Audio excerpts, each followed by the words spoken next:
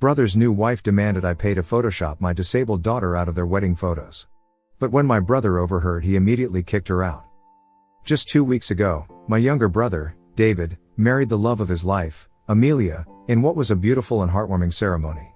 David had been looking forward to this day for a long time, and everyone who knew him could see just how deeply he loved Amelia. Originally, their wedding was planned to be a completely child-free event, and this was clearly stated in their invitation cards. However, a couple of weeks before the wedding, I received a phone call from David. To my surprise, he told me that he wanted to make an exception for his niece, my daughter Katie. I was taken aback and asked him if he was sure. David told me how much he loves Katie and how he couldn't go through with the wedding without having her as their flower girl. I was almost in tears hearing him say that. Katie absolutely adores her Uncle David, and they have always had a special bond. David assured me that he had talked with his bride and she had no issues with it either. I could hear the sincerity in his voice. He didn't want Katie to miss such an important day in his life, and he knew how much it would mean to her. For some context, my daughter Katie was born with partial paralysis. She can't move her body below her arms, which has obviously been a life-altering reality for us. As a parent, when me and my husband, Roger, first found out, it was truly devastating. It felt like the ground had been pulled out from under us. We were in complete shock, refusing to accept the diagnosis. We went from doctor to doctor in total, desperately seeking a different opinion, hoping that maybe someone, somewhere, had a solution. We did every test imaginable, and with each one, we prayed for good news. We wanted to believe that there might be a surgery or a treatment out there that could change things for Katie, could give her the life she deserved. But no matter where we went or what we did, the answer was always the same. There was nothing that could be done. Coming to terms with the fact that our daughter's condition was very, very hard. It was a dark time for us, filled with sleepless nights, tears, and questions that had no answers. We felt completely helpless looking at our precious daughter. Our hearts broke every time we thought about what Katie's future might look like. That feeling of helplessness was overwhelming. But over time, slowly, we began to find and connect with other families who were on the same journey as us and felt a bit reassured. Instead of thinking about what Katie couldn't do, we started focusing on what she could do, and on giving her as much love and support as humanly possible. One of the people who has been a constant source of joy and light for Katie is her Uncle David. He never once treated her differently because of her condition. In fact, he has a way of making my daughter feel so comfortable, so completely at ease, that when they're together, it's like her condition doesn't even exist. This is something that I've always appreciated, especially because other family members sometimes even unintentionally can make things awkward or uncomfortable. For example, my own mother, when she first saw Katie after she was born and realized the extent of her paralysis, was visibly shaken. I understood that it was a difficult thing for her to process, but her reaction caught me off guard. Instead of offering comfort or support, she pulled me aside and, in a hushed voice, suggested that I should try to have another baby, one who could walk. My eyes widened in shock upon hearing her words. My mother continued to urge me that maybe if I tried again, I would have a better baby. It was as if Katie wasn't enough or didn't count because of her condition. I was stunned. It was such a heartless thing to say. But David stood up for me immediately, scolding our mother for being so harsh and insensitive. He told her that Katie was perfect the way she was and that she didn't need to be replaced or compared to anyone else. I'll never forget the fierceness in his voice when he defended my child. He scolded our mother for pushing me to get pregnant when I was still in the process of grieving and coming to terms with the fact of Katie's condition. Ever since then, I have not allowed my mother to spend any alone time with Katie and have reduced my contact with her as much as possible. Meanwhile, David would come over every weekend, rain or shine, just to spend time with my daughter. They'd spend hours goofing around, watching silly shows, or playing games. It was during those weekends that I would see Katie light up, for a few hours, in a way that was so pure and joyful. She could just be a kid having fun with her favorite person in the world. Their bond has been a blessing for her and for us as well. So when he called me about making an exception for my daughter to attend his wedding, I was deeply touched. I knew that allowing Katie to be there would mean everything to her, and it would also be a beautiful way for David to honor their connection on his special day. So, I agreed to bring along Katie and was excited for her to be a flower girl. However, as much as David was eager to have Katie at the wedding, I don't think his bride, Amelia, was quite as enthusiastic about the idea. A few days after David called me with the invitation for Katie, Amelia reached out to me directly. She informed me that she had certain conditions for allowing Katie to attend their wedding.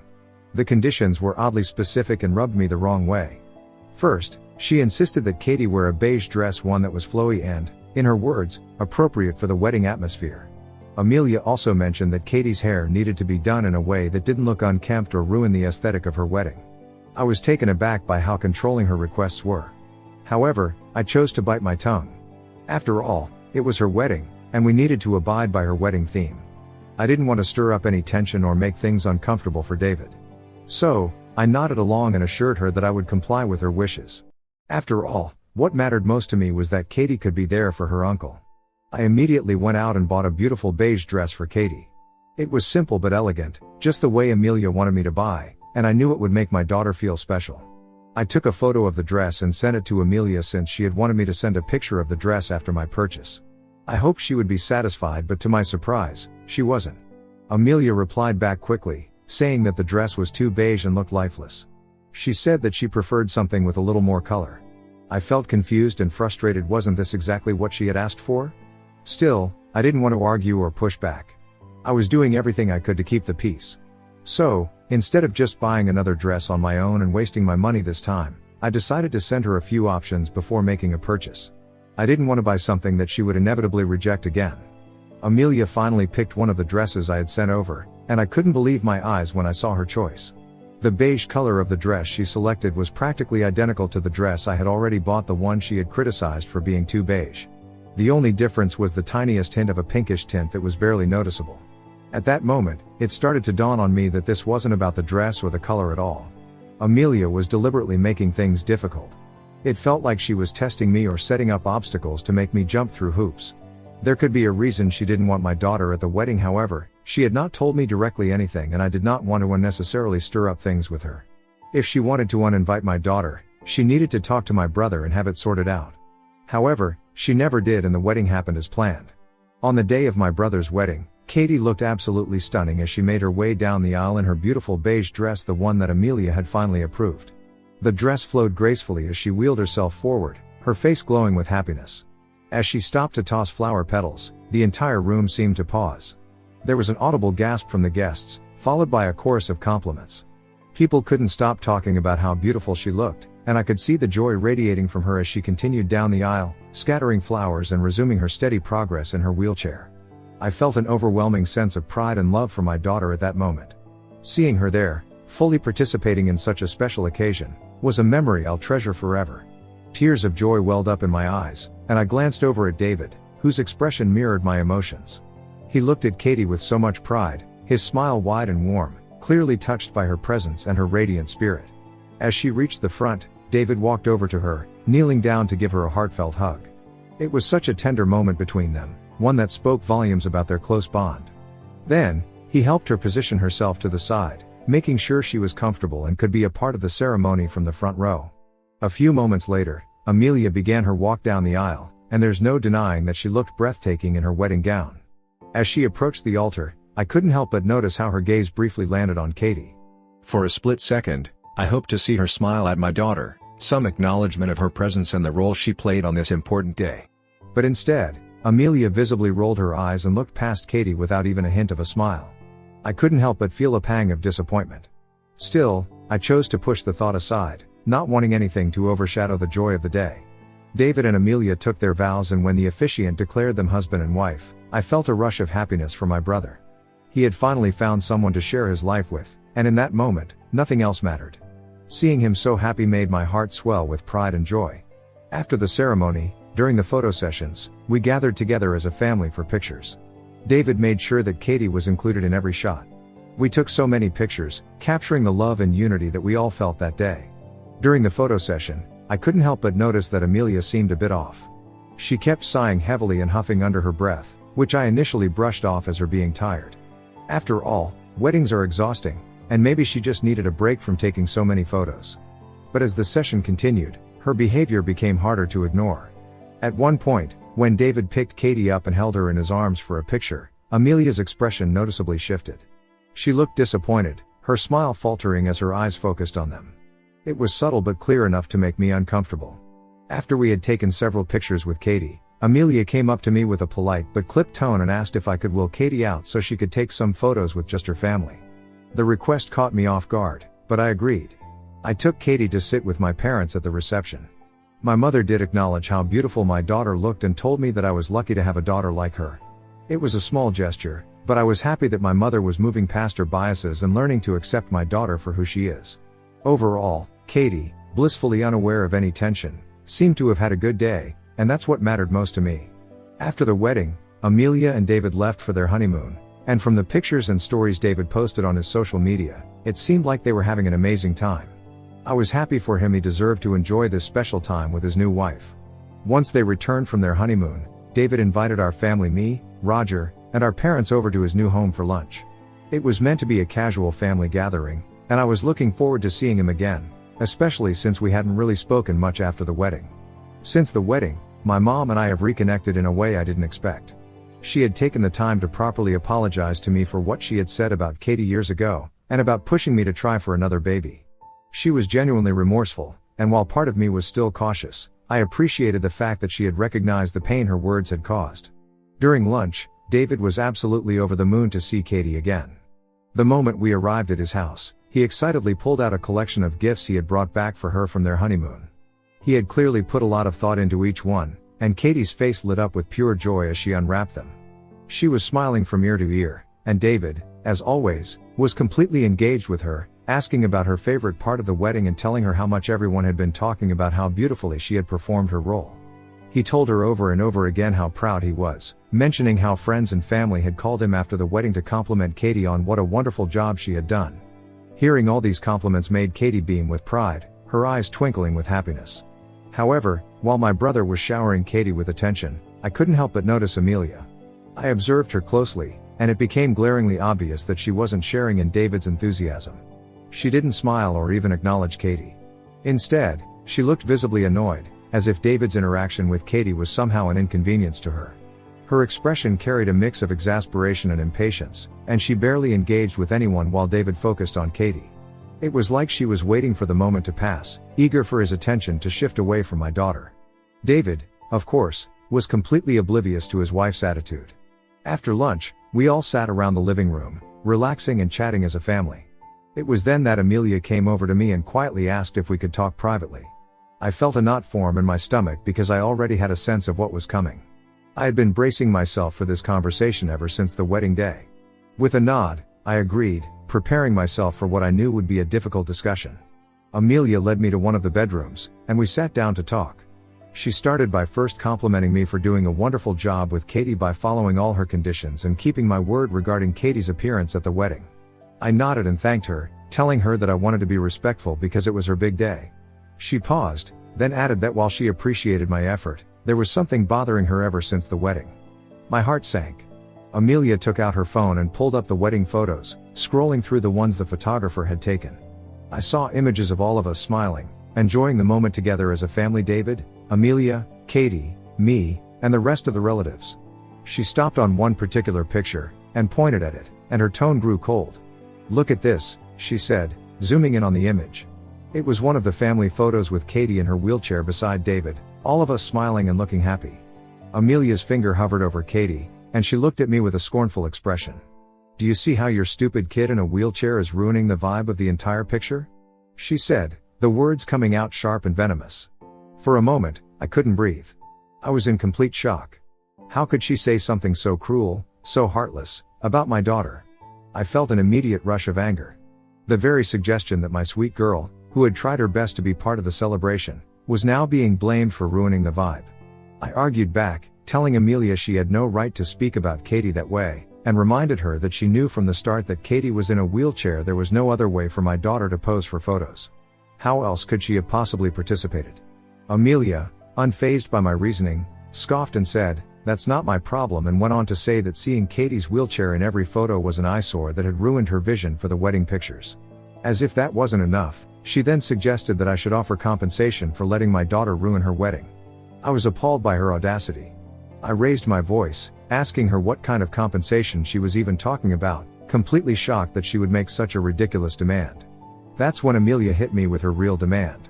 She said that I needed to pay for a photo editor to Photoshop Katie either out of the wedding pictures or, at the very least, make her appear without the wheelchair. I gasped in disbelief. How could she possibly think it was acceptable to erase my daughter from the wedding photos or to alter who she was just for the sake of aesthetics? This was the breaking point.